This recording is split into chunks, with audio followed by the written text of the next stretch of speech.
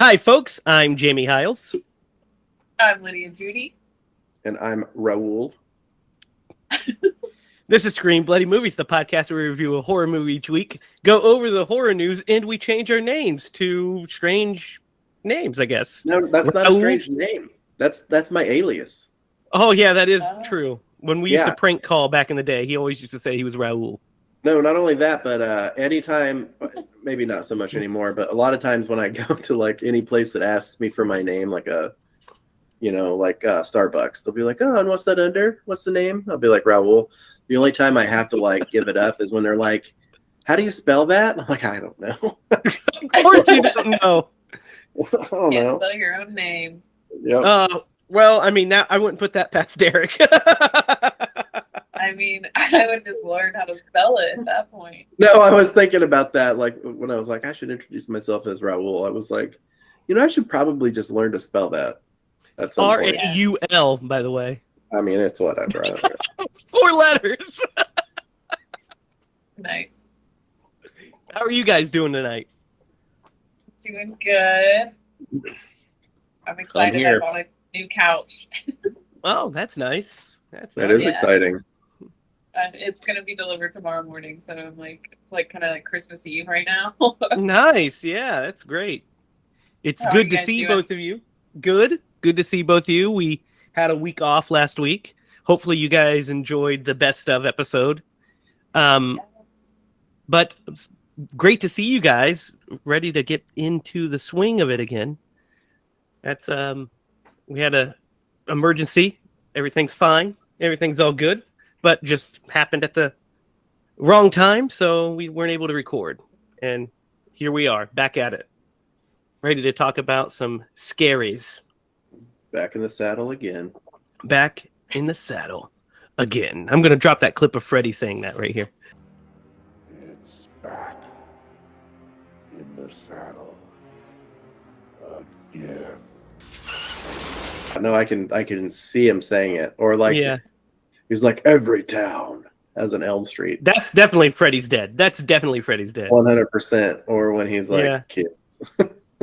Yeah. That's Freddy's Or- Dead too. Or, I'll get you, my pretty, My pretty, and your little and your soul, little soul, too. Oh, Fred. You're Oh, so man. funny. Freddy's Dead is not good, but I have a lot of fondness in my heart for it. No, it's not great, but it's fun. Mhm, I remember going to the movies and seeing that in theaters. Me too. Man. Me too. God, Me we too. are so old. Yeah, we are. Lydia wasn't even born when Freddy's Dead came out. So this is true story. I was going through Facebook today, and somebody that I'm friends with, his daughter just turned 16, and we went to high school together. Now, mind you, like there's people that in my high school graduating class that had kids in high school, so like they were graduated and maybe out of Right. college at this point. Yeah. But I was just like, geez, man, my daughter's only 10 months old. Like, Yeah. I pushed it down the road there. But Hey. anyway, We all push it down the road. I'm in the same nothing wrong boat. with that. There's nothing wrong with that. But anyway, So, guys, I've got a bunch of horror news, and I got some really, really exciting stuff to talk about, too. so that means we're let's... going into the Horror never mind. I thought news. you. Yeah, I really messed that up.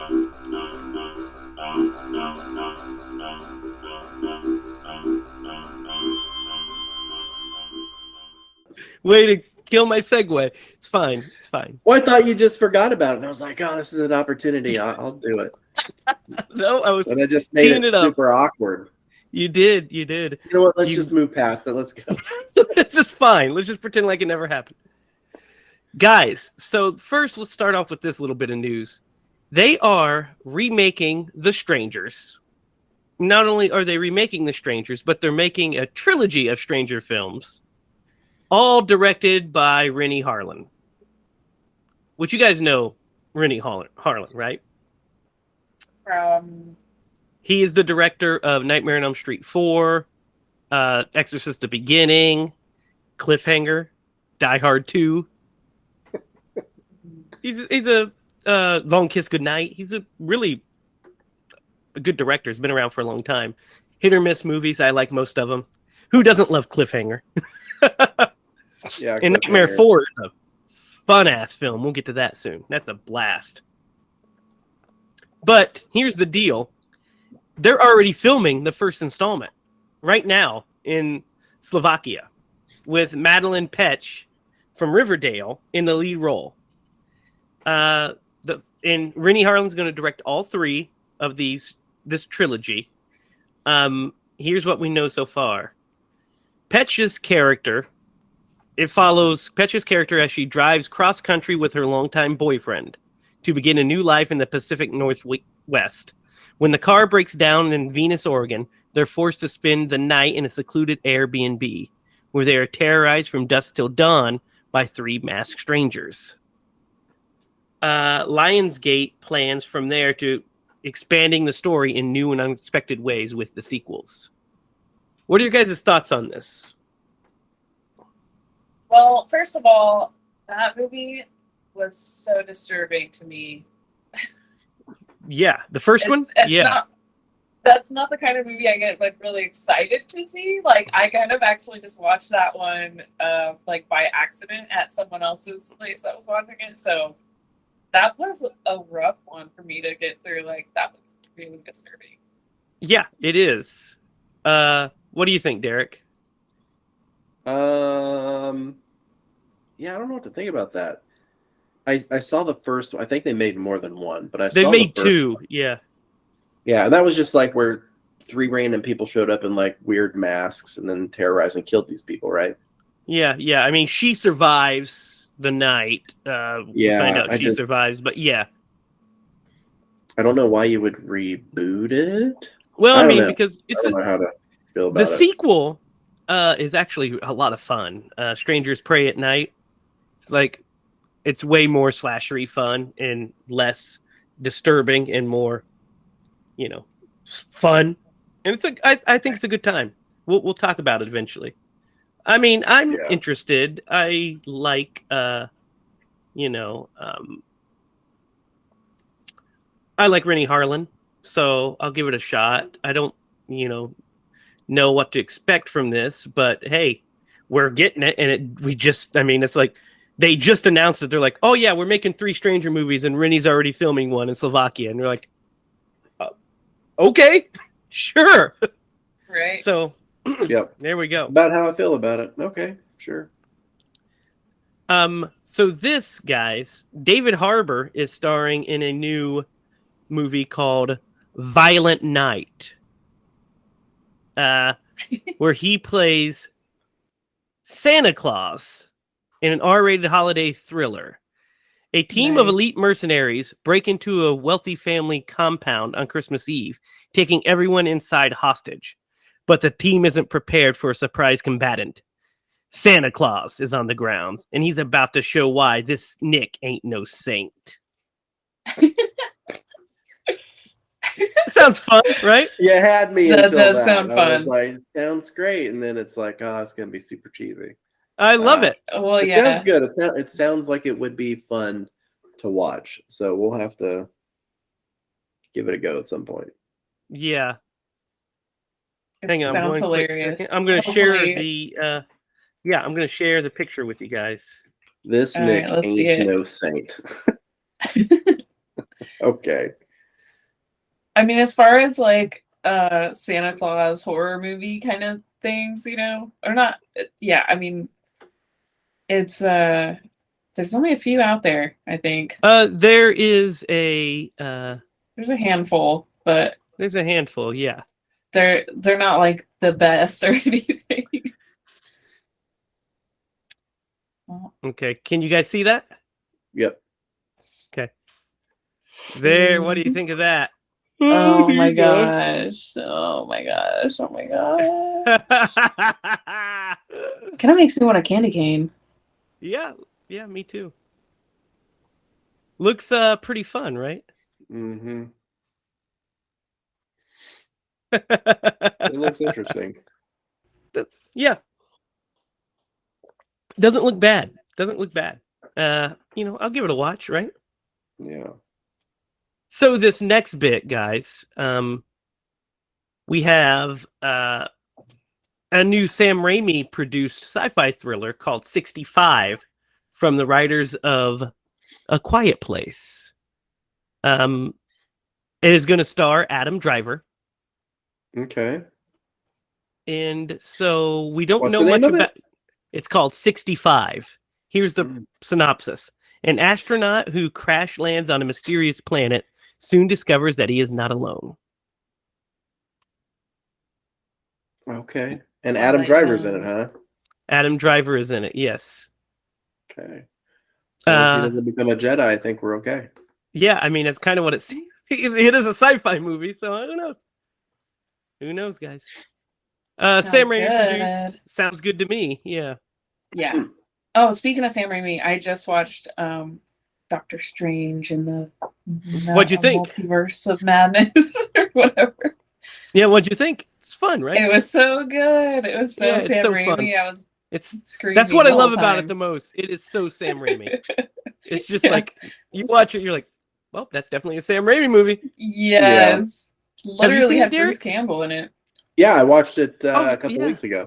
Yeah, Yeah. it's good, right? You guys I had both a liked lot it? of fun watching it. Yeah. Yeah, I started think when it's Clark was like doing something, and then I just was like, all right, I'm going to finish this movie.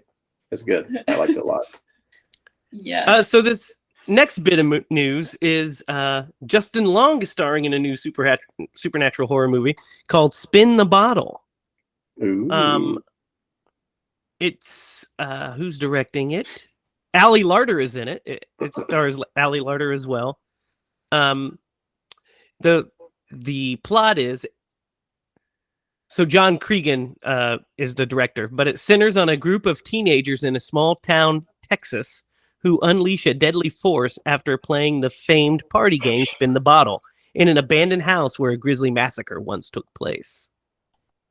What do you guys think of that plot synopsis? Where does Justin Long come into this? I don't know. We don't have a character breakdown for him. He's just gonna be in it. That's all I know for sure. He's joined the cast. He's probably somebody's dad at this point, but anyway. Yeah, probably.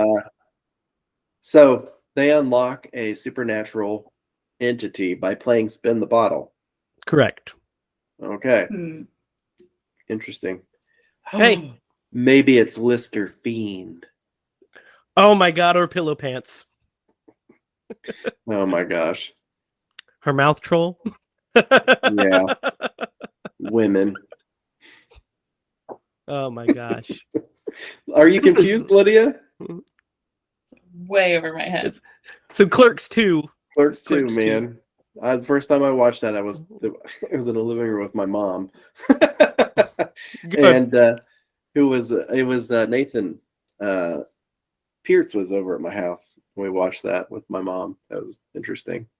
Yeah, especially when you get to... was... Yeah, I was going to say, especially when you get to Kinky Kelly and her stud. Kinky Kelly and the sexy stud. Sexy stud. Ooh. Yeah. So... I miss my donkey. So we got some Terrifier 2 news here, guys. It is opening in 700 theaters October 6th. So it's getting a little theatrical release before it's released onto streaming. We haven't talked a lot about Terrifier. You've not seen it, right, Derek? You've not seen the first Terrifier? Mm-mm. But you know who Art the Clown is, right? I'm pretty sure I'm picturing the right cover art. Let me show you guys the let me show you the poster for the new one. Yeah, he looks like a clown you wouldn't want to clown that around poster, with. Guys, that poster is fucking badass. I'm just gonna tell you. The poster is pretty sick. That's a great poster.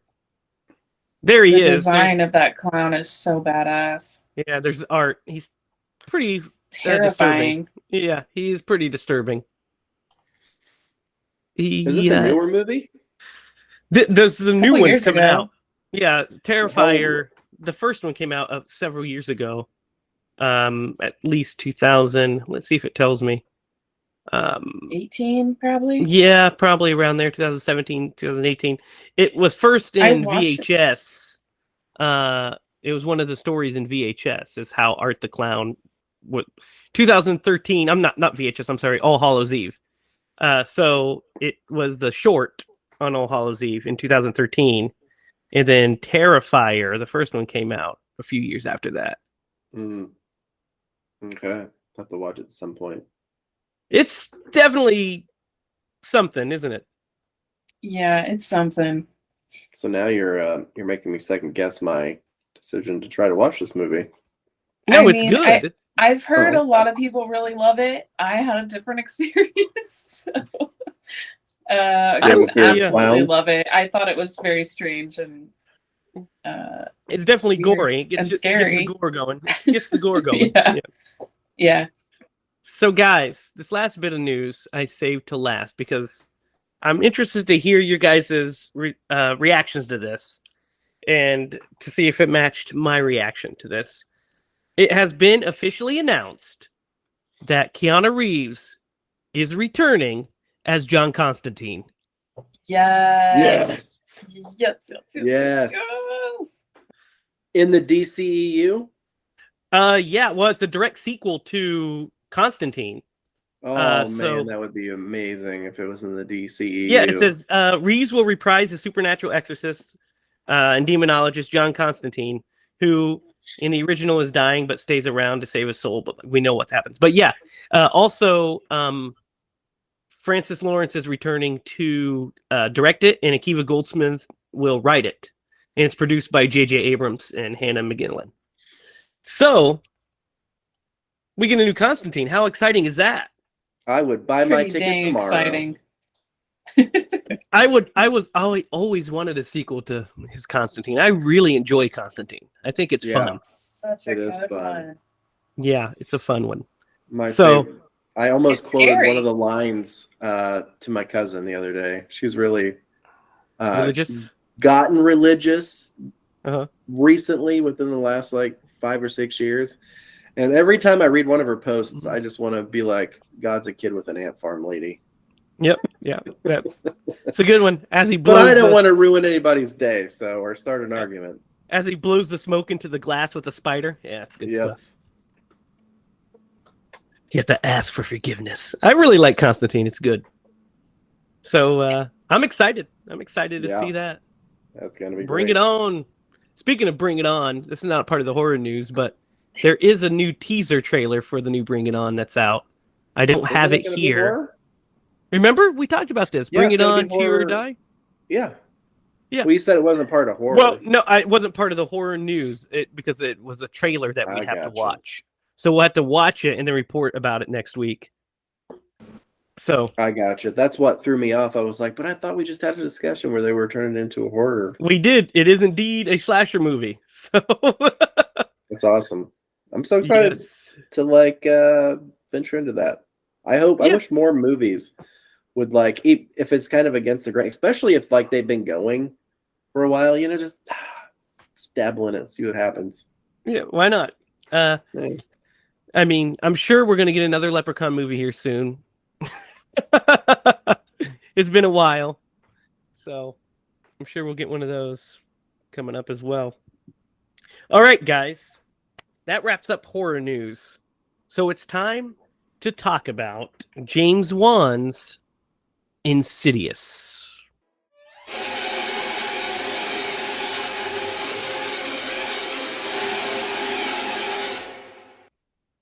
James Wan and Leigh Whannell's Insidious. This is a James Wan Leigh Whannell joint. Let's start with you, Lydia. This isn't your first time seeing this. You picked it. So what's your experience with Insidious? So I saw it in theater, I'm pretty sure. I think I have the movie tickets still for it somewhere. I have like a Nice. little collection of movie tickets. But yep, I saw it in theater, absolutely fell in love with it, and it's one of my comfort movies. So I've seen it a lot. I'm excited to talk about it.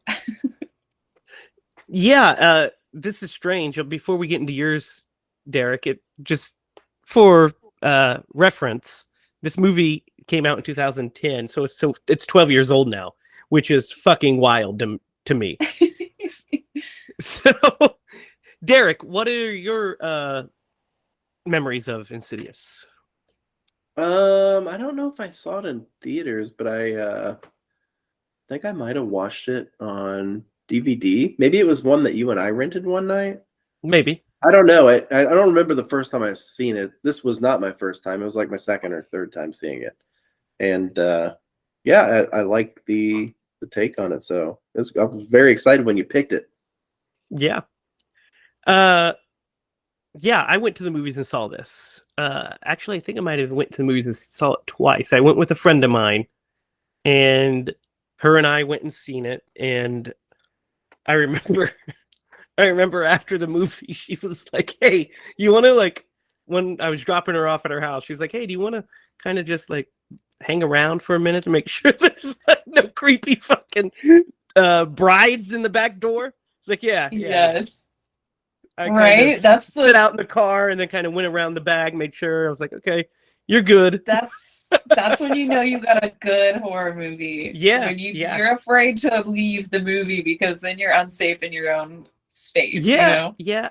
I went and saw it, and then I think I know I rented it too when it came out before I ended up buying it and watched it again and really liked it. And then I went to the movies and saw the first sequel as well, Insidious 2, which I think is pretty close to this one. It's pretty good. Insidious Yes. 2 is damn good. I actually just watched them both. Yeah, Do you know why watched- it's so good? Because it In finishes my the opinion. story. Go ahead. Yeah, sorry. No, is that why? Because it finishes the story? Yeah, exactly. Yeah. It was. I'm sorry. I thought you were like gonna finish a story, and you're like, well, No. I'm so sorry. Anyway, that's exactly the point. Is that it was pre-thought out. It wasn't like, oh, this did Yeah. so good, you guys need to make a sequel. They already Yeah. had the plan. Yeah. That's what Yeah. makes it so good. Yep. Yeah. I agree. And it's very cool the way that it the way the whole thing unfolds. And then especially when we get to the sequel, which we'll get to it eventually here soon, the way it unfolds into the way it all ties in is really cool. The other sequels, the third one is good. I really like it with the creepy old man. Yes. Oh That my one's good. gosh. Did not care for the last key. I Didn't can't care for remember that. very Not seen the well. last key. Yeah, it's I saw the okay. third one. Third one's really good. And then we have Patrick Wilson's new one coming out. Yeah. So that's going to be exciting. Yes. So where do you guys want to start with this? I want to first talk about James Wan, just in general. James Wan as a director. His visual style is just the best. The way he moves the camera is just beautiful. And it sets so much tension, but also it's gorgeous. And it's just the opening shot to this movie when we see the light and it says a James Wan film, and then it spins upside down and we realize we're a light, and we come down and see young Josh sleeping. And then we go and we see the bride in like the foreground, and then she's there in the window. It's so scary. And it just sets off the movie like you're like, oh, this is very interesting. I'm already in. Mm-hmm. What are you guys' thoughts? I totally agree. Like something about the camera itself, like the positioning and the way it moves and everything like that just adds so much to these movies. Like just I mean like we've covered scary movies like that are, but like something about just the way that James Wan manages to pull that off is incredible. Mm-hmm. This will be our fourth James Wan movie that we've covered on the podcast. God dang. Fourth? We've covered a shitload Really? of yeah, we did Dead Silence. Conjuring. Oh, this is sixth. Or the fifth, I mean, because we've done Dead Silence, we've done Conjuring, Conjuring 2, Malignant, and now this. We've done 5 James Wan movies. Okay.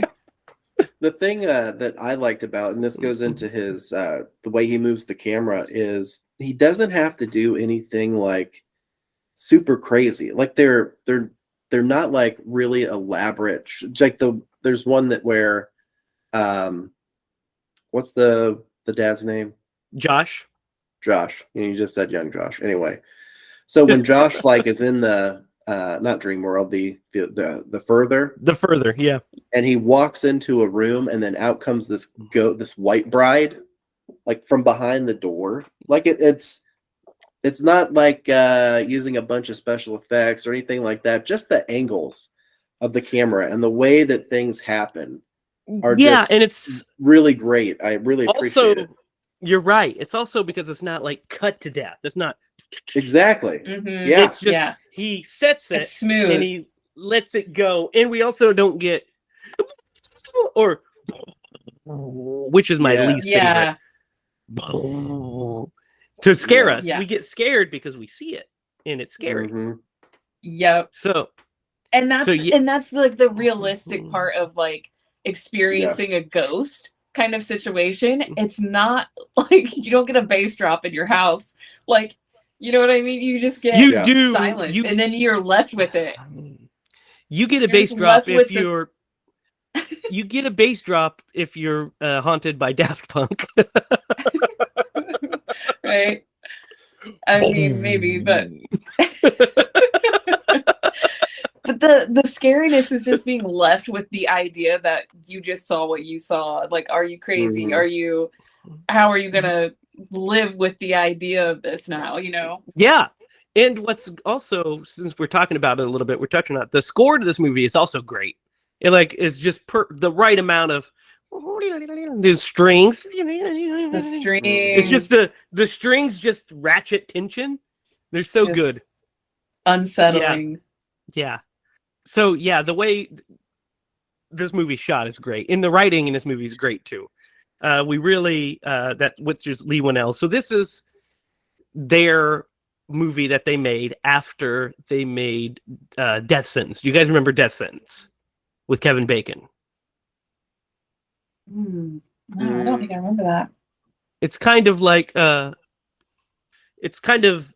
Death Wish style. His family is killed or beat up. The wife is like they're both sexually assaulted. So he goes to like get revenge on the gang that did it, kind of thing. It's like a more of a thriller.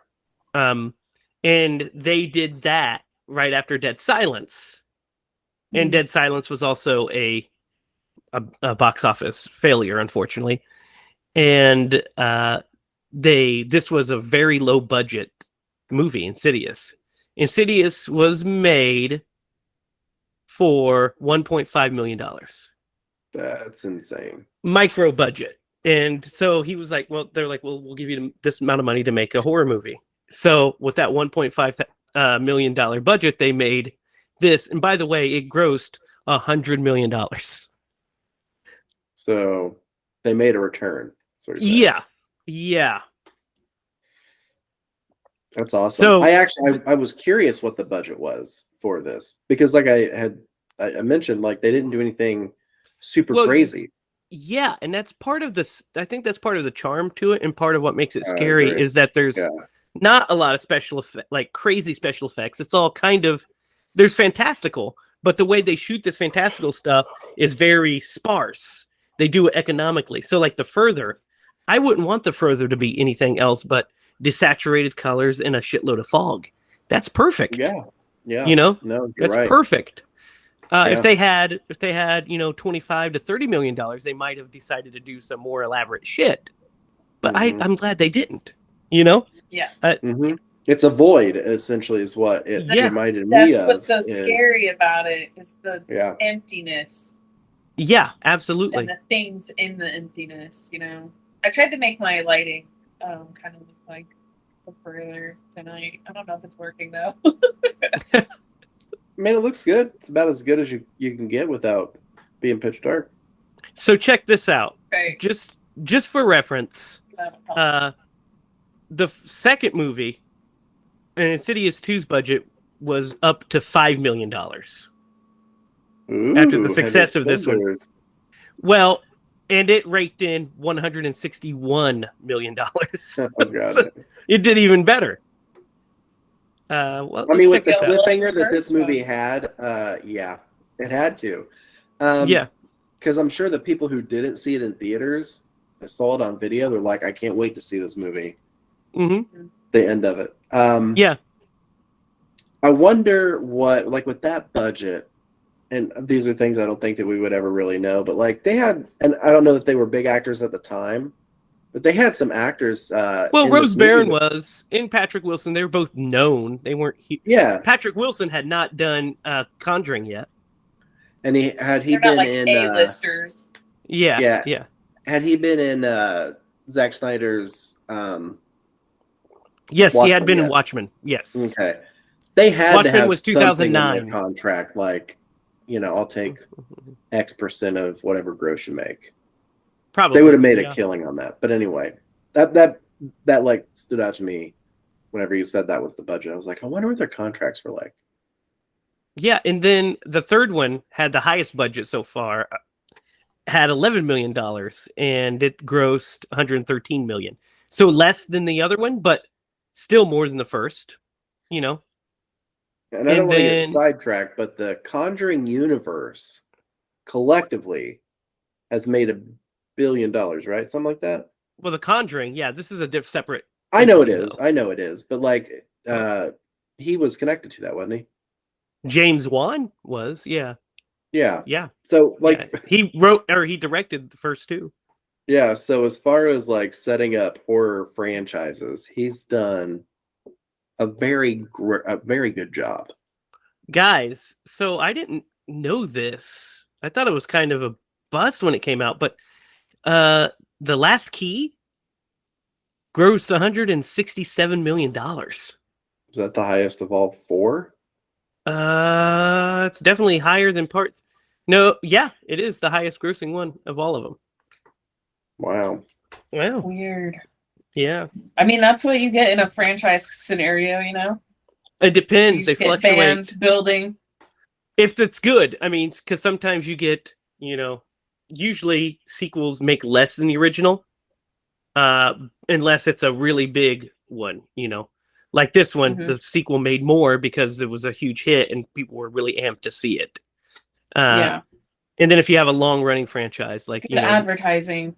yeah, well, Nightmare on Elm Street, for instance, the grosses by part 4 were huge because word of mouth and popularity had grown. And then on part 5, it really took a nosedive already.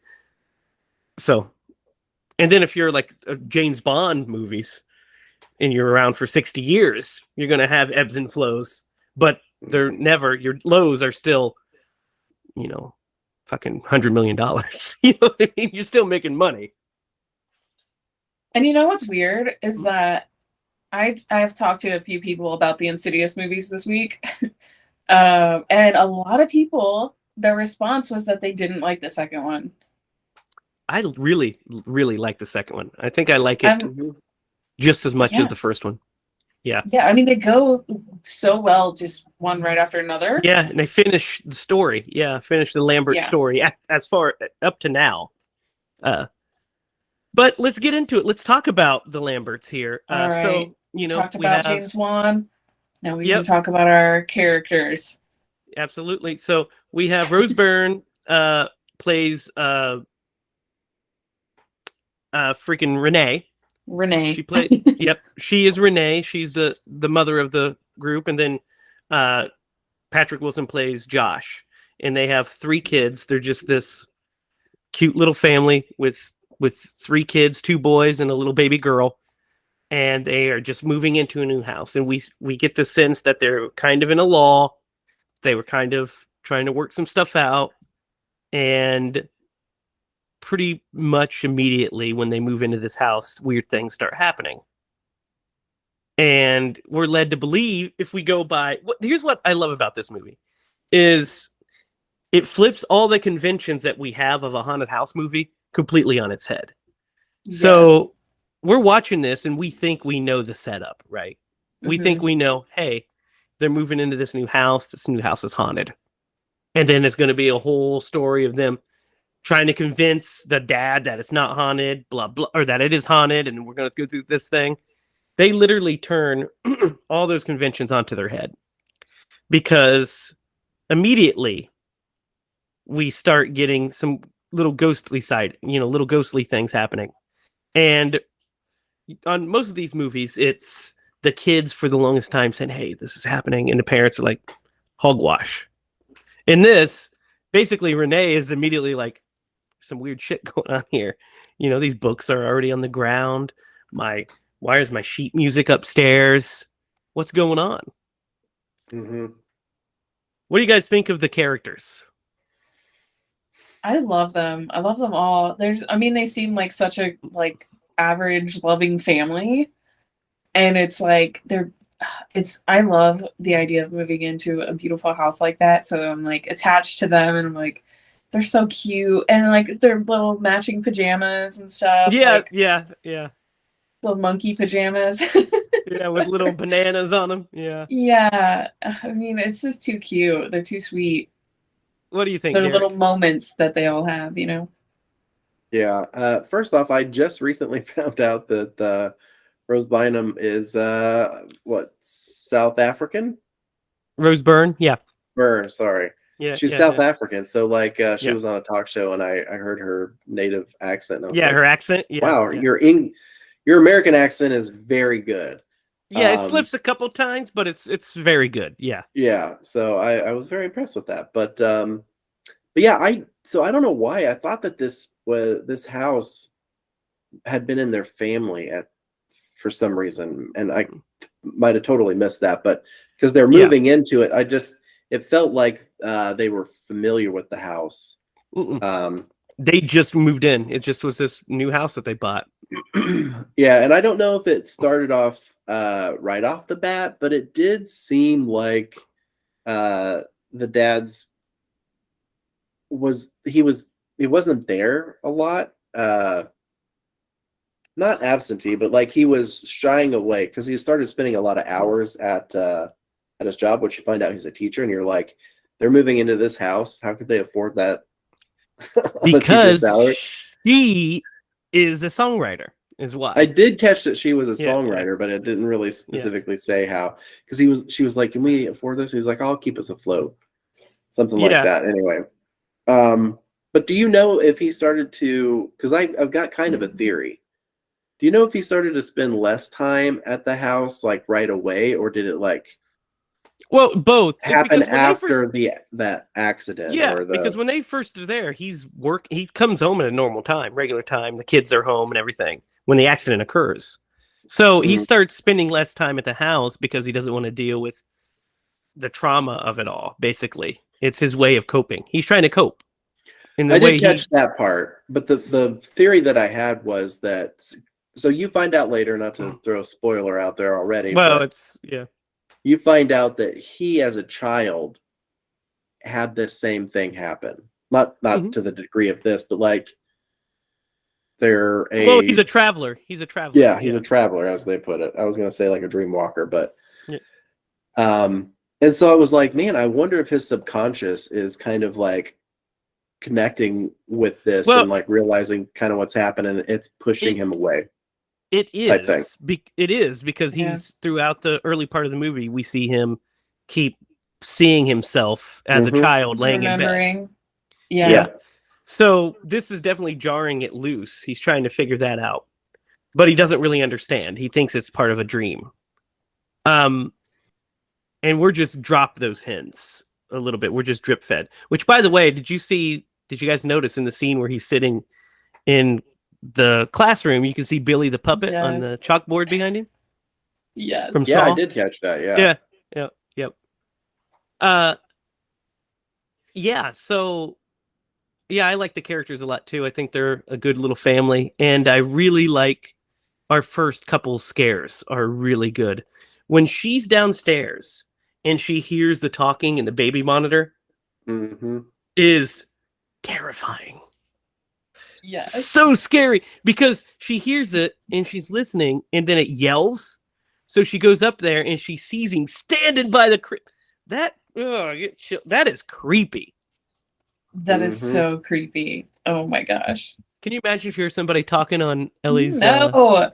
thing, Derek? No, and we've got a video thing. Sometimes it doesn't happen as much with her because the monitor's not on my side this time. But Clark's monitor was on my side of the bed, and like I would just sit there and like stare at it, and I'm like, man, can I see anything moving? Is there anything moving in there? Anyway, yeah, I can sympathize with that fear. Yeah. If you hurt somebody, would you just be like, well, she's on her own? I'd be like, well, we can try again. Oh my gosh. She's gonna watch No, I this wouldn't. someday. No, Ellie, I would save you, girl. And then I'd he would save run you. away very quickly, though. Yeah. You don't have a choice. Great. You run in there. You just run right in. And then you Oh, just yeah. run right out. Yep. There's that's a what she window. did. I would grab that guy and go out the window with him. Dude, Whoever it was. If it was a The ghost, I'd scare probably with just be that the one guy- going through the window. the scare with that guy. Huge dude. Yeah, the scare with that guy later is so good when she wakes up and she starts hearing him and seeing him walking outside back and forth. Mm-hmm. And then all of a sudden he's in the room. Yes. Oh, that creeps me out so bad. Because it's just it gives me chills. It's such a scary thought. Like, you see, first of all, it's a scary thought that you just hear somebody, you hear footsteps, and then you just see somebody walking outside your window on the second floor. That's scary. So is he a guardian? I do think that we should talk about the core premise of this movie. So the little boy is a traveler, right? Which means he can have like an out-of-body experience. Which means that he And- does have out-of-body experiences, yeah. Yeah, astral projection, and he gets lost. And it's later discovered like there's a name for it, but he gets lost, and so now his body is just laying there. He's like in a coma. It's alive. Yeah, it's like it is like he's in a coma. And so like whenever they finally consult somebody, it's like, oh, this is an empty vessel and people are trying to get in it. It almost seems like, and I only say this because the big guy shows up later in the movie in front of the red door. Well, I don't think he's necessarily protecting that demon. It's more that Not protecting He's- the demon. I thought he was protecting the boy from anybody else. no. No? He's trying You to think get he's trying to in. get in. Well, yeah, he attacks them, remember? They Multiple all are. times. They're all trying to get in. Yeah. To They're all life. trying to, it's the life. They're trying to cling to the life. So that's what they're doing. He is there because he's trying to, Josh is alive. He wants it. So, Yeah, it just seemed a weird place for him to like be randomly in front of that door. That's why I was just like, I wonder if he. no, Is it's trying because they needed a little henchman for him to fight and to show that he's stronger. That's Mhm. why. As far as scripting goes. 'Cause he goes after them at one point. He goes after him. Yeah, he grabs them during the seance scene Mm-hmm. and is like slamming both of them around. Yeah, that's a great scare. Let's talk about before we get into our favorite scares, let's talk about Lin Shaye's character Mm-hmm. of Elise. What do you guys think of Elise? And what do you guys think of Specs and Tucker? Love them all. They're Yeah. amazing. They're all amazing together too. Yeah, that central trio is amazing. I love them so much. They definitely Lin Shaye, bring a. Oh, go ahead. no, I was going to say Lin Shaye becomes the face of this franchise. Actually, she becomes the heroine for the latter two sequels because they're prequels basically. But yeah, I think she's a really great like Zelda character. You know what I'm talking about? Zelda Rubinstein's character from Poltergeist. She's that kind of great Mhm. like psychic character. And Specs and Tucker she's a are just badass. oh yeah, she's great. She's so cool. I mean, just having a badass psychic old lady that just like knows, she's just wise. She just at this knows the point. way. Yeah. Love it. Love that character. And the fact that she has the connection with Josh from when he was a boy, which definitely comes Mhm. back in Insidious 2, and it's super awesome how they tie all that back in. But Yes. yeah, Specs and Tucker are awesome. They're so funny. Yeah, They bring the comic relief to Yeah. this movie, and they're a really good comedic duo. They play are. well off of each other. Of course, you guys know that Specs is played by the writer of the movie, Leigh Whannell. He plays Specs. Didn't know that. Oh, yes. He's also, of course, in Saw. He plays the guy that's tied up with Carrie Elwes in Saw. Hmm. But yeah, so I love Specs as a character. He's so funny. And Yes. Tucker's great too. He's always eating food. And Yeah. my favorite bit's when he's like, yeah, we developed a lot of this technology ourselves. This shows different forms of UV radiation. And he's clicking it through and he's like, yeah, that one's a modified toy. It's just one of the freaking little. They just like belittle Yeah. each other and Yeah. like are always like jabbing each other. Dude, when he says, he's like, why do you have in your notepad? Well, I'm going to draw what she sees. It's the most important part. Well, I don't know if it's the most important part. Well, it's kind of the most important part. And they just bicker back and forth about what the... Yeah, and they do that several times through the movie. Like at Yeah. the end, whenever he's like, "Oh man, I got some great pictures. I'm gonna write a book. They're gonna be the most important part." And he was like, "I mean, words are worth 1,000 words too. I mean, it's probably not the most important part." Yeah. Yeah. Words are worth 1,000 words. Yeah. It's great. Yeah. It's so funny. And then let's also talk about the lipstick demon. What do you guys think of the lipstick demon in his Lipstick design? demon? Is that That's what the his- red. That's the red demon. He's called the lipstick demon. Yeah. Really? Yes. Yes. Oh. I Lipstick was just face called him demon. Red Face. Nope. It's lipstick face demon. What do you guys think of him? He is absolutely terrifying. Yeah, see, he's I the am pretty only obsessed one with that. I would have maybe changed. I don't know how I would have changed him, but like there's a scene where he is sharpening his Mm-hmm. fingernails, Yeah. which almost reminds me of like a fancy Freddy glove. Yeah. in a way. Because that is metal, right?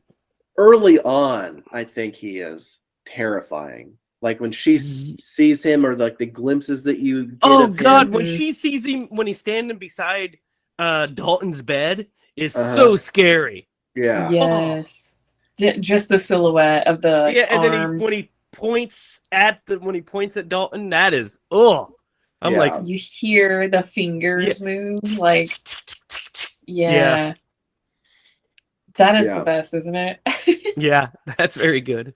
Yeah, the only, and I'm such a nitpicker, I guess, but like at the very end, like that specific scene where he's sharpening it just is kind of odd. But other than that, like he's a very scary character. Yeah, the one of the most famous jump scares with him is great, where after she tells the story and he's just behind his head, and he's just like, Mhm. it's a That is great my jump scare. Favorite. That's It's my such a favorite great- jump scare. Yeah, it's such Yep. a great one because they don't do like the. It's Yeah. just It's just there. he's there. He's just there. Yeah, Yeah. it's so good. Yeah, I think that his design is pretty good. I know there's a little bit of cheesiness to it once we see his full body with the Mhm. hooves Yeah. and stuff. But when he's Yeah. when he looks up and he's staring out the window at him, it's fucking scary still. He's like, Yeah.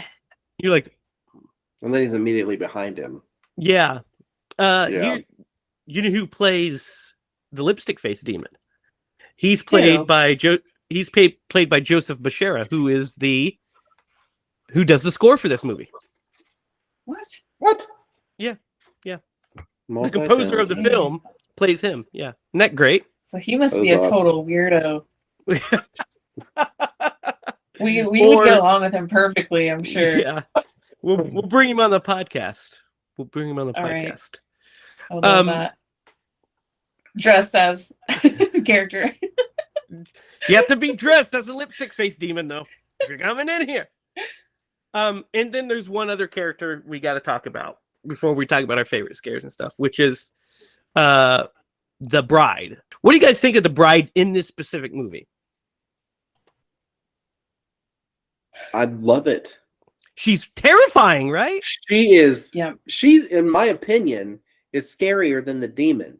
I think so too. Yeah, I at think every so too. point. And I also love how it's like the planting of the seed. Yeah. Right? Because Josh had at one point Josh's mom comes over, and this would have been a really good opportunity for her to actually, a movie that we just recently watched was The Orphan, and the interaction that mom has with her mother-in-law, where it's very condescending. This is opposite, yeah. Complete opposite, because she gives her words of encouragement, like, no one knows what you're going through. Yeah. I believe you do what you got to do. Yeah. You do what you got to do. Yeah. And so that was a really great contrast to see. And it's great to know that, like, even at some point, even like with all the things that are going on, she's got to feel like I'm going crazy. Yeah. And so she really needed it at that moment. And it was great that she said that, but she picks up a photo of the family, and she was shocked. She was like, I can't believe you got Josh to take a picture. Yeah. And that's like the first clue. Yeah. Because you find out. Yeah. Yeah. And this gives me goosebumps, because it's fucking creepy too. Yeah. That bride was in every photo of him as a young kid, and every time they take a picture, he'd get a little closer. Yeah, it's so scary. Oh dude. my God. The one that scares me the most is when you just see her hand over his shoulder. Yeah. Like when she's so close that she's like grabbing at him. Yeah. I get the goosebumps too. That's just so scary. Such a scary concept. Now imagine talking about this and you're in a basement. I'm like, what is going on? But which also makes perfect sense, because one of the things that Elise alludes to is, like, it takes a lot of energy for these spirits to try to invade a body that is inhabited by a person. Yeah. Right. And that's why, because it's been months and nobody has been able to invade their son's body, because it takes a lot of time and effort. And you just realize at the end, whenever Josh goes into the other to find his son, because his son's lost there, and he confronts her again. Like, she has been waiting in dormant this entire time. Yeah. For an opportunity. Yeah.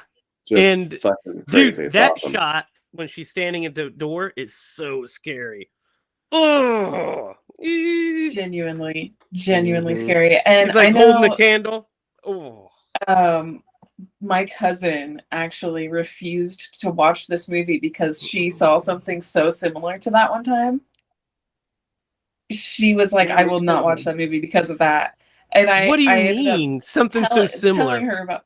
Well, she was like, I used to basically see that when I was a kid in my house, like basically that. So she was. Where did she live, Lydia?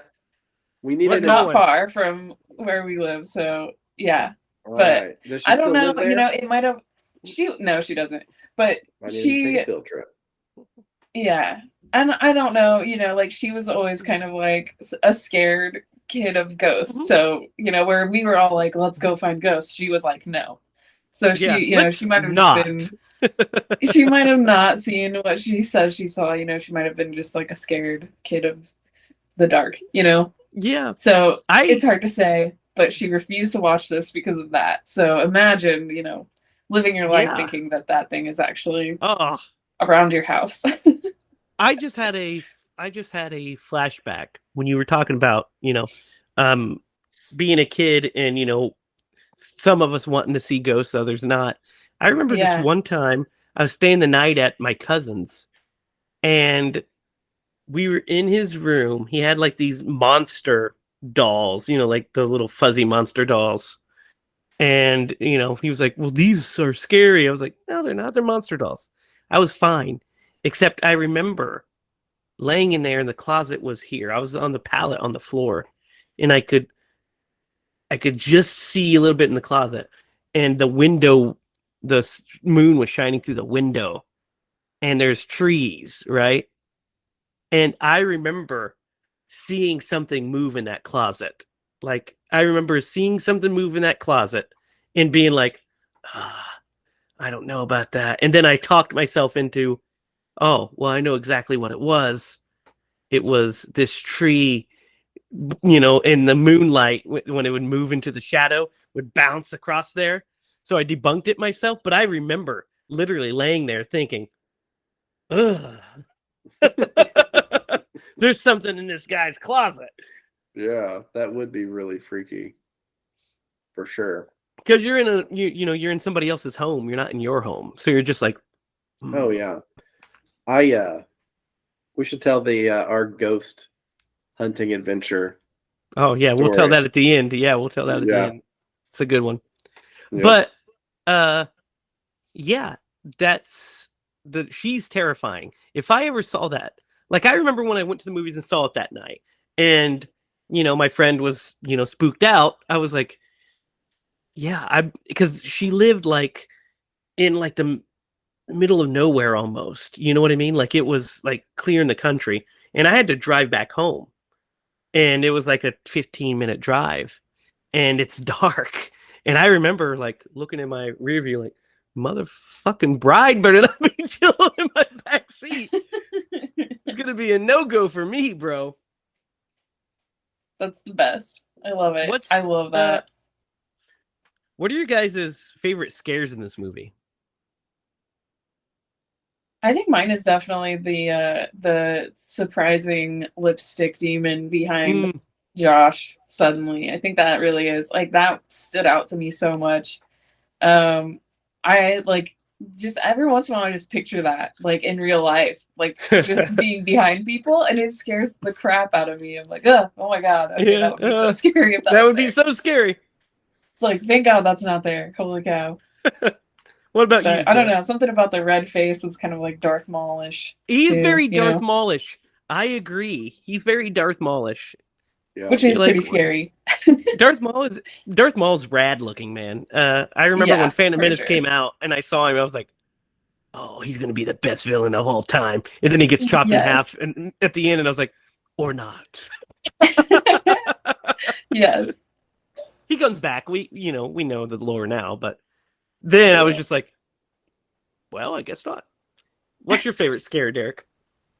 When he is in the further, the scene with the family in the house. Yeah, that's a good one. That is good. Pretty freaky. Especially that, like, close up of her when she just, like, grinning. Yeah, not only that, but like then he goes out and then he turns back around and like the whole family's standing there. They're all smiling. Like, yeah. Yeah, you're just like, oh my god. I really like one of my favorite bits. I really like when she sees the little boy dancing. Yes, I was gonna say that too. Oh, such a great boy. Yeah, because it's so good. Because we have this beautiful oneer that we follow her from behind, and then we see him just chilling in the corner. Yeah, as she walks by. Like, you just miss him. Like, Jake missed it. Yeah. And I know he's seen this movie before, and I've pointed him out before, but he still misses it every time. Yeah. So I'm like, okay, rewind it. Look, he's right there. Yeah. It's so good. And so you see that, and then she goes to take out the trash, and the music changes to Tiny Tim's Tiptoe Through the Forest. Yes. Or Tiptoe Through the Tulips. And then she comes back, and she sees him just dancing in front of the thing, and she's like, that's what the hell? When she checks the other window, he's gone. So she hears him and everything, and she follows him through just to get that false scare where she pulls the, thinks he's hiding in the closet, and then he pops out of the cupboard. And he's like, I'm like, nah, miss me with dead kids, bro. Yeah. And he's clearly not a child. Also, No. It's the lipstick demon, is what it is. yeah. Mm-hmm. She was like, it wasn't a child, it was a thing. Like it was like Yeah. something else. Dressed as a little child, which is Yeah. even creepier. Look, there goes my goosebumps. Oh, Yeah, it's See so that? good. And the way See that that's that? shot. Yeah, The and way a that point that was we. shot. Oh, go ahead, Lydia. Sorry. No, that's like all I gotta say is like the Yeah. way that whole scene is shot with like you get the music change while she's walking out and you see her out the windows. Yeah, it's Mhm. done. Yeah, so good. It's so realistic. I don't know. I can't even get over it. What were you gonna say, Derek? So when they do bring in Elise, and she is like going through her whole thing and all that stuff, and there's a point where she was like, your house is not haunted. Your son is. Yeah. Yeah, I was just like, That was a trailer moment. I It remember totally was that. a Also, trailer moment. Yeah. when she's describing him up in the corner, just imagine that he's just like chilling up there watching him. Oh, that's creepy. Just And the hanging way out she's on the describing ceiling. him, and she's like, red face, hoops for feet. And you're just like, and Renee's like, what is it? Pulls it and sees the drawing of him up there. That's creepy too, man. That's Great creepy drawing stuff. skills. Yeah. Yeah. That's a good one. I mean, And he got the gesture spot on Mhm. from her just saying black hair and black feet and black hands. Yeah. It's like So good. nailed it. Well, when he Your mime skills are amazing, Lydia. You were frozen, and so it's just okay. like this, but you were still talking. That's why I was like, "Oh, your mime skills are great." what do you guys think of Been practicing. what do you guys think of the seance scene? What is essentially the seance scene where she tries to contact him, and she puts on the gas mask and feeds it Weird. So weird. it's so cool. I love it. Some crazy stuff. Like this is my 1000th time watching this movie, and I think it is so unnecessary, but it is so effective and terrifying. And I was like, because I got to the scene, I was like, oh, here we go, and then this line hit me, and I understand completely why. It's because she says, I'm going to be speaking so low, you won't be able to hear me, but Steven, which is Specs, is going to translate. So since she speaks so low, they have created this apparatus that when she speaks to, it's in his headphones. Yes. So that's the point of it. But could they have done it a different way? Maybe, but it wouldn't look near as cool. So no, this is the coolest thing. It just seems like, she's still whispering. Like they probably would have been able to hear it, but it's like overkill, but it's so good and scary. Yeah, love it. Because you don't know, I'll never forget my first time watching this movie because of scenes like this, where you don't know what's going to happen. Like, for a minute, she looks like she's dead, and you're like, something scary is going to happen in the eyes of that mask, Well, and it doesn't. That's a good. It's fine. This is a good time to talk about what I touched on earlier, which is it turns a bunch of conventions on his head because she finds out that it's haunted very early. Josh is still kind of on the fence on it, but instead of just being like, we're going to push it through, they move houses. They do what we always say when we watch these haunted house movies, which is, why don't you just move? Yeah. And they do, but he's not haunted, or they're not haunted. Dalton is haunted, so it follows them. And then you think that, okay, so this is what's going to happen here. And then they're like, oh, no, we got a new house. And you're like, oh, okay. And then for that seance scene, you're like, oh, so this is where the big stuff's going to happen. We still get some of the big fun, big moments that we should get there. But then we're throwing this curveball where it's like, oh, by the way, your son is actually astroplaning, and you used to do it too. So we need you to go get him.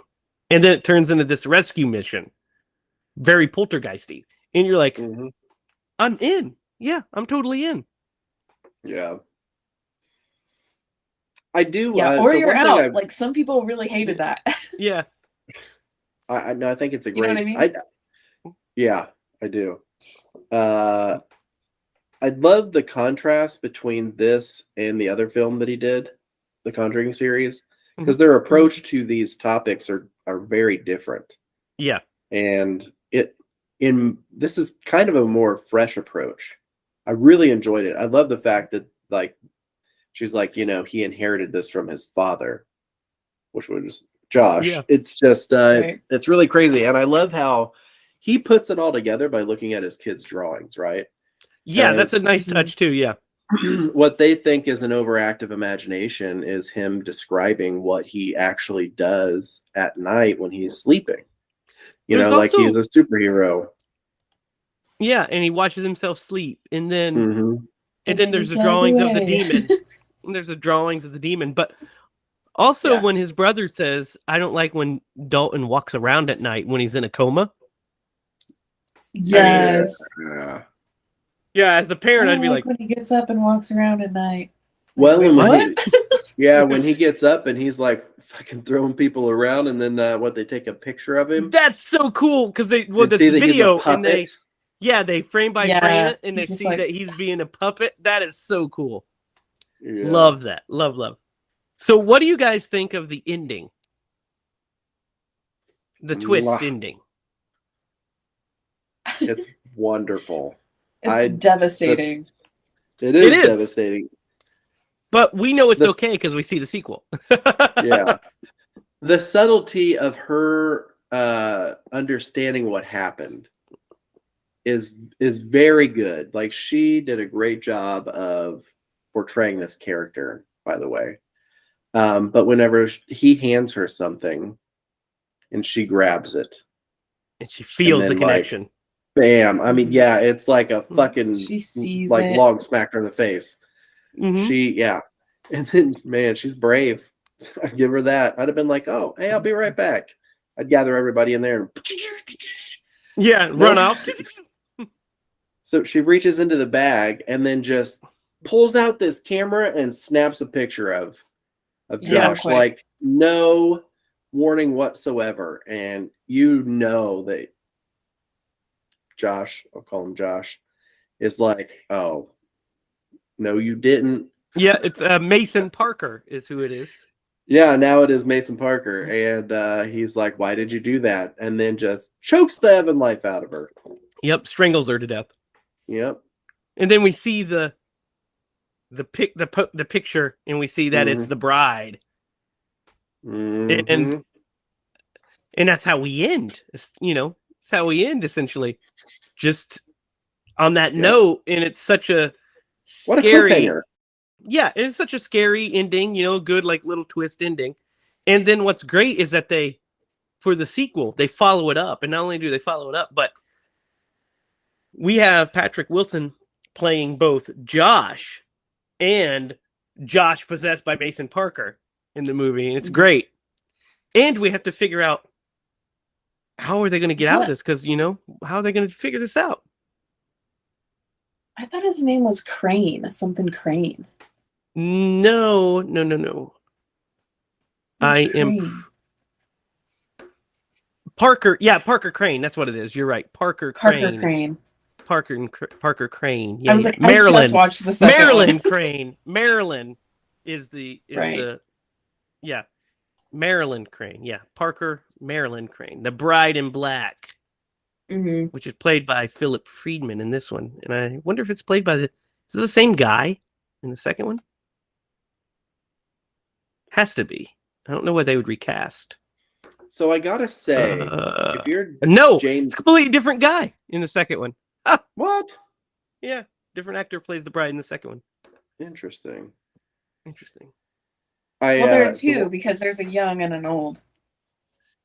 Yeah, but Well, there should be three, actually, because that movie Yeah. is in 3 different timelines. yeah, but it's the as Parker Crane, Bride in Black is Tom Fitzgerald, and then Okay. Tyler James Griffin plays young Parker. And then in this one, it was played by Philip Friedman, which is weird because it looks very similar. They just got a guy that looks like the same guy. Mm-hmm. What were you going to ask me, Derek?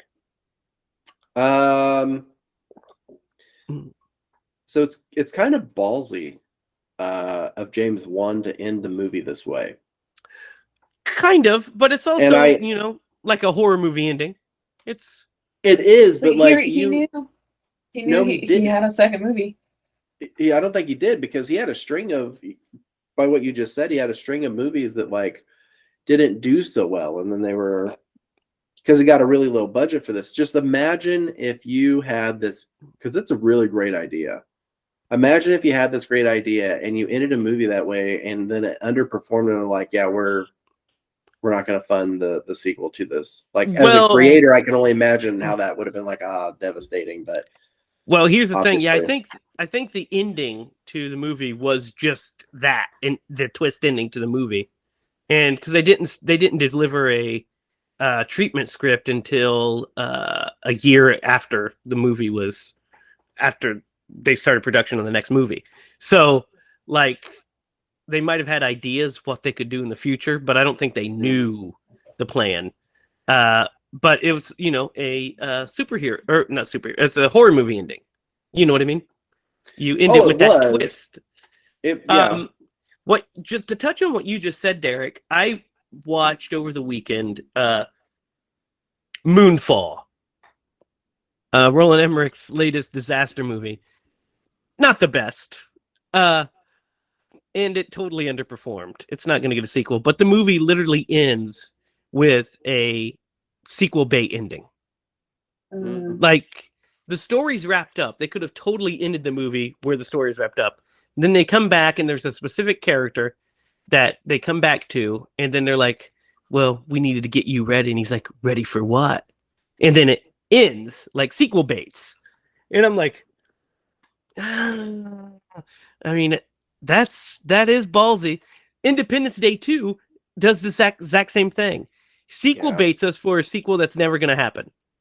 Mm-hmm. We get, now we've got to take the fight to them ending. And you're like, well, Independence Day 2 blew, so we're not going to get a sequel.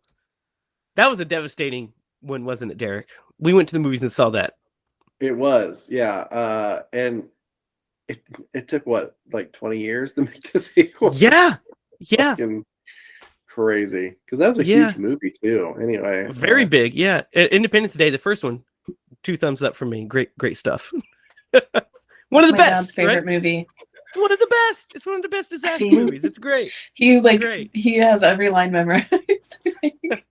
Today we celebrate our Independence Day. Yes, I literally can't even watch it with him because he just says the whole thing out loud. I do that sometimes. I say certain lines. If I'm watching like a Bond movie or something, I know most of those lines. So like, an example, we watched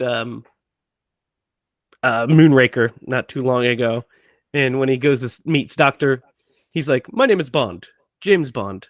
I'm looking for Dr. Goodhead. And she's like, you found her? And he's like, a woman. So when it got to that bit, I said, a woman. And Sarah's like, I hate when you do that. I was like, I can't help it. It's the way Roger delivers the line. A woman. It's the best. So guys, that was Insidious. What are your guys' thoughts on it? Let's start with you, Lydia. What are you going to rate Insidious? 2 thumbs up. Okay, 10 out of 10 for me. 10 out of 10? All right. Yep. It's one of my comfort movies. I loved seeing it in theater, and like almost every single time I watch it, it takes me back to that night in the theater. Like I remember how shocked I was to see all these things, and it was so cool. And it's just really like, it hits all the things that I like. I like the acting, I like the writing, the score, the makeup, like everything that I love. It's like this movie nailed it for me. So 10 out of 10. Classic. Derek, what are your thoughts? I think the low budget for this movie like helped it in a lot of ways. I agree. I agree. because when you're on that tight of a budget, a lot of times you know It's the mother of you all could take a invention, man. short. Yeah, you could take the shortcuts, but they don't take the shortcuts in this movie. Like it is, I really do love the cinematography in this movie. I think that the way that they approach some of the scenes and the scares is like just genius. I feel like the actors did a really great job. Like the story's super solid. I love the fact that they set it up for a sequel. I love the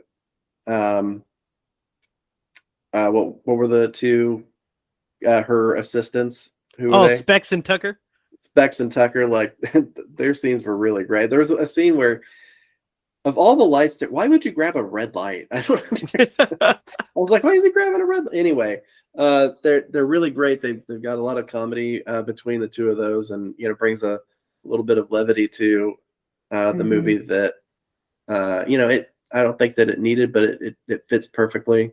I'm going to give this movie an 8.5, and that's because I think the sequel might take it up a notch. So I'm going to go 8.5.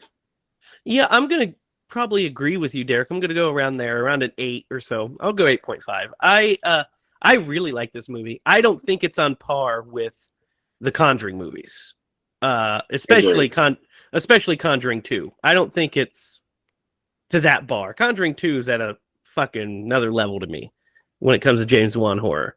But I really like it. There's not really much Wan horror that I don't like. So it's either your jam or it's not your jam.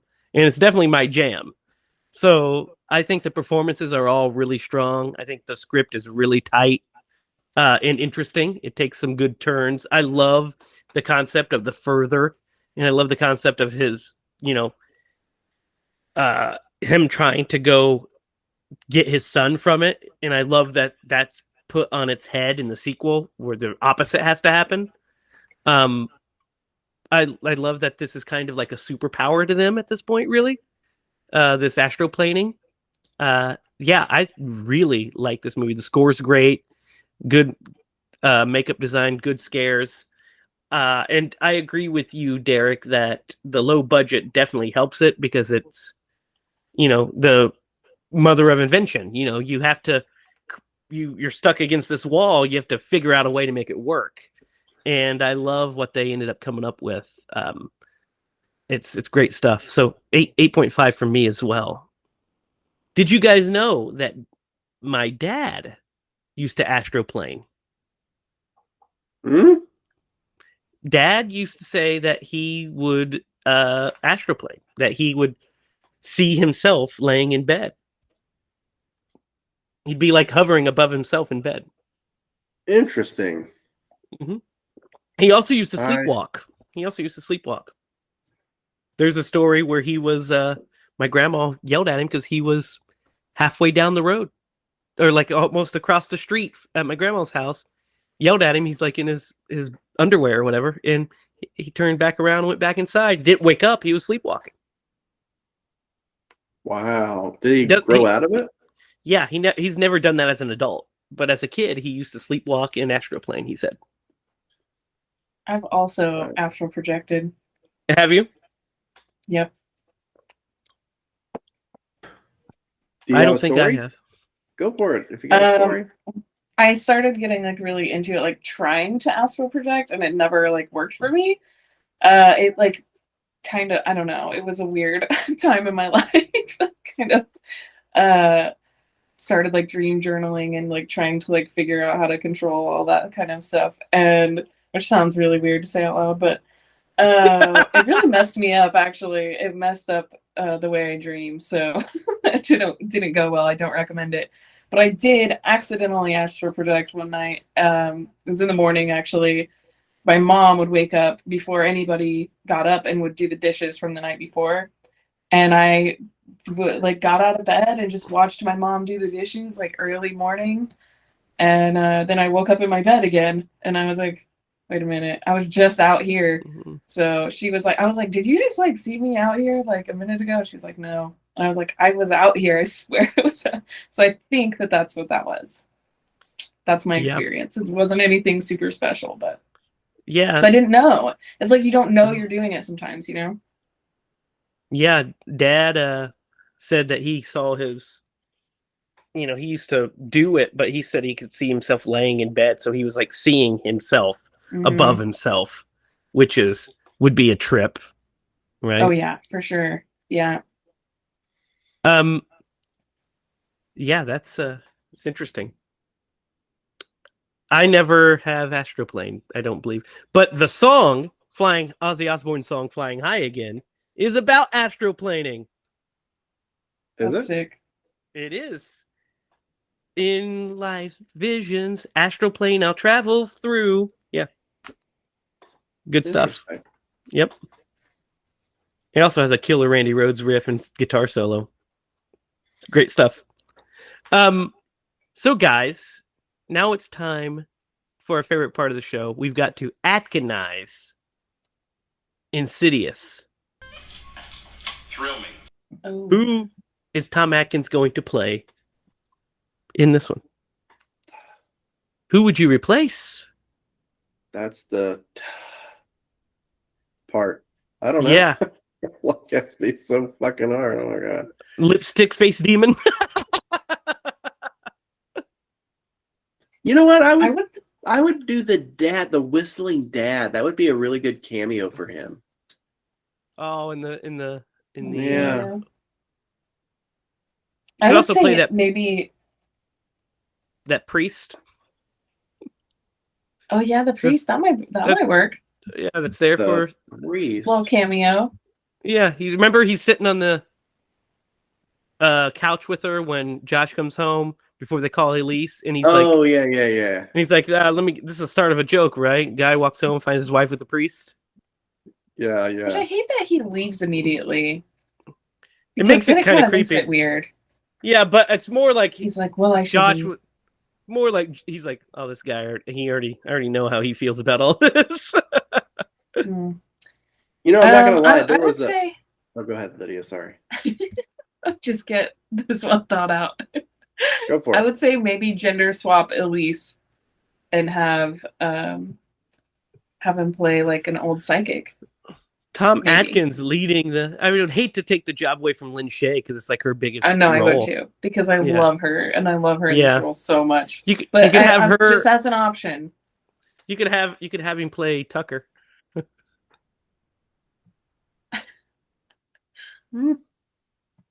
It's so hard. Yeah, Everybody just does a great job. Yeah, everyone's really well cast in this. Yep. I would say we'll just have him play the priest because it's easy, and we don't have to replace anybody. Except we should have him have his collar undone and like a bottle of whiskey in his back pocket. He would have been a more important character then. Yeah, and we should have had him or a Playboy in his back pocket too. He's like, "Get the hell out of here, son." Walks out. So, Derek, it is your turn to pick. What movie are we going to watch this week? Man, all right. Thought long and hard, and it's been a while since we touched on this franchise. At least 4 weeks. Ooh, do not. Do not. No, absolutely not. You know what? I'm not going to, only because we got to sprinkle these nuggets throughout nuggets. Throughout our podcast here. So I will hold off on the gem that I'm thinking of that has a young Leonardo DiCaprio in it. All right, so you guys ready for this one? Yeah, give it to us. All right. I'm going to go with Insidious 2, only because of this stupid cliffhanger that they left us. I knew you were going to pick that. I knew it. Okay, now we're going to be out of Juan movies after that. I think that's all of them. I really wouldn't have. I thought about Hellraiser. I was really leaning towards that one. And what was the other one? Aliens. I thought about Aliens too, because I was like, oh man, we haven't done Aliens yet. But That cliffhanger really got me. Well, I finished watching the movie today, and I was like, I gotta see what happens, and I don't have time to watch multiple horror movies in a week. So Okay, so next week is Insidious 2. James Wan, Leigh Whannell's a follow-up to this one. It was released in 2013, I do believe, which is wild. Yep, 2013. Wow, I thought that was way closer. 2013. Right? No kidding. Holy It's so weird to shit, think. I 9 hadn't years even ago. met Jake yet. I hadn't Yeah, even met I Jake had at not that met. point. I had not met Sarah either. It Yeah, had it's so been weird. a whole other year before I met her. So that's wild. yeah, I was dating Quincy at the time. Yep. So Real next quick, week, before we Insidious wrap 2. all this up, I do have a quick question. Whenever he was like coming home late, for whatever reason, I know I'd seen this movie. You're stuck on this. I did. I was sure they were going to be like, oh man, he's cheating on him. No. I don't know why my mind went there, but did that vibe even like creep into your mind for a moment? No. Well, I think they want you to think that because I don't know. Okay, I feel so like they at least did want it's- you to think that. Yeah. I never got that vibe because we see him at the school every night. We see him Mhm. just sleeping at school because it's the only place he can get sleep. Is why he stays. Is because it's the only place he can get sleep because he can't come home because it's too stressful. All of it's just too much for him. Yeah. Mhm. And I get it. That would be Mhm. hard. That'd be hard because then you have to face the reality. So it's easier to say, hey, I've got to work late and then just have the time to yourself. And then I guess fall asleep at your desk. It's kind of a reverse of how it works in classrooms. Yeah, usually the kids fall asleep while the teacher talks. Derek, do you have another story tonight? Do we want to tell the ghost hunting story? Sure, you can tell that. Okay.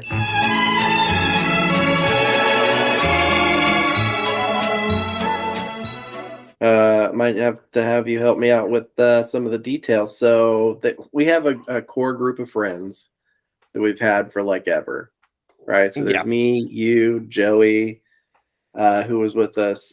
Jimmy was with us. Was Morecraft with us? Yeah, I think he was with us. Morecraft and maybe we know Carrie was there. Carrie was there. Maybe that was it. Yeah. So we're all like, hey, let's go ghost hunting around our hometown. And so I don't know who you do. Yeah, like you do whenever you're young and you're like, oh, we have nothing better else to do.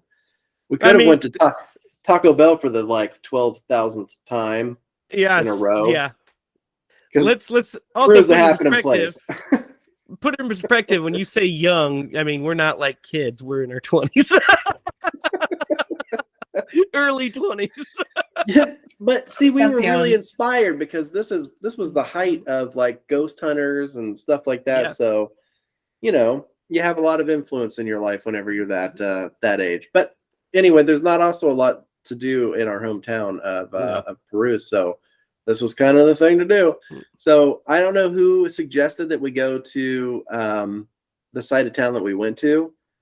But there was this I think it was Jimmy. I think it was Jimmy. I think you're right. There was this old abandoned building, which we thought was abandoned. And like, wasn't there like a light on in the basement? Yeah, you could see a light. Yeah. And like we had a video camera and we're like creeping around this old building and it's supposed to be abandoned and all this stuff. And so then we're like, we decided to maybe go somewhere else. And we started walking away and all of a sudden these police cars start rolling up on us. Flashing their lights at us. Yeah. And I don't know if it was Jimmy or Joey. Someone was like, we ought to run. That was Joey. Like, think about it. That's always 100% Joey. If there's police involved, 100% Joey says, let's run. Yeah, let's run. And I'm like, I think I turned and looked at him and was like, for what? We're not doing anything. Like maybe we're trespassing. They'll tell us to leave. It'll be fine. Don't run. Then we're going to be in a lot of trouble. So like they start questioning us, and they separate us to get our stories, and like I'm like, guys, just tell them what we're doing. Don't lie to them. And yeah, we're like, oh yeah, we're ghost hunting. So the best is Joey gets separated with the cop, and the cop's like, "What are you guys doing out here?" And Joey literally goes, "We're ghost hunting." Lowers his head. We're ghost hunting, and he's like, "Oh, okay." Asked each of us, "Hey, what are you guys? We're ghost hunting. We're looking," and they're like, "Okay, well, you guys didn't get in a fight because they said there was these people that had gotten in a fight. That's who they were looking for." Yeah, like a couple blocks away from where we were. So Yeah, they and they're thought like, this is a group of people. "Must They be had to them." be involved in it. Yeah. Yeah. And so they're like, "What are you guys fighting?" And are you guys, it's not you guys? We're like, "No, we're ghost hunting, whatever." And so as we're leaving, they let us go. They're like, "Okay, these aren't the guys." And as they're walking away, one of Give them them the stops bird. and turns around and says, "Oh, good luck with your ghost hunting." In the most Condescending. condescending possible way. And we all felt about this big. Good luck with your ghost hunting. And we're like, motherfucker.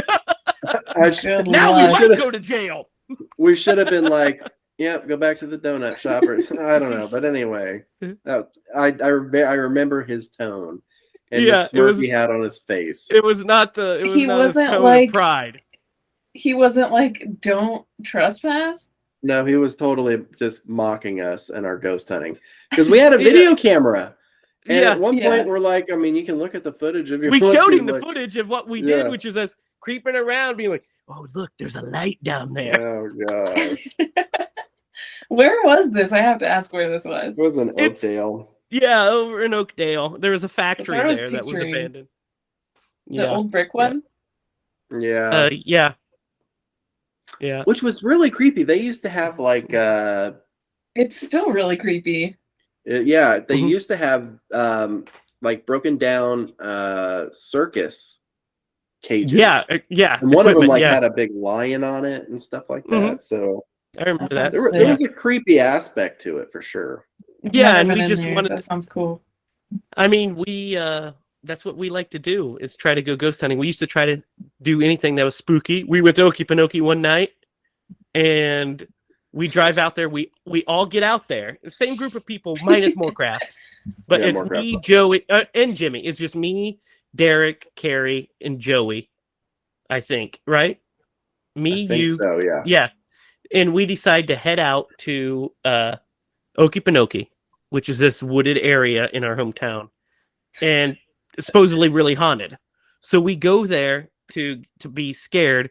We pull up. There's a party there, and as soon as we pull up, there's police pull up, start busting people, and the police are like, "You guys, what are you guys doing here?" We're like, "We're not here to drink or anything. We're here to ghost hunt." She's like, "All right, well, you guys can go." So we're driving back. Me, Carrie, and Derek are in one car. Jimmy and Joey are in a separate car, and we're driving back. Carrie's pissed that we got stopped by the cops, and we're all like, "Yeah, whatever." So we're driving, and Derek and I are looking out the window, and we see in the field down below this car crashed into a phone pole. Like, and we see it's like smashed into it and it's laying on top of it.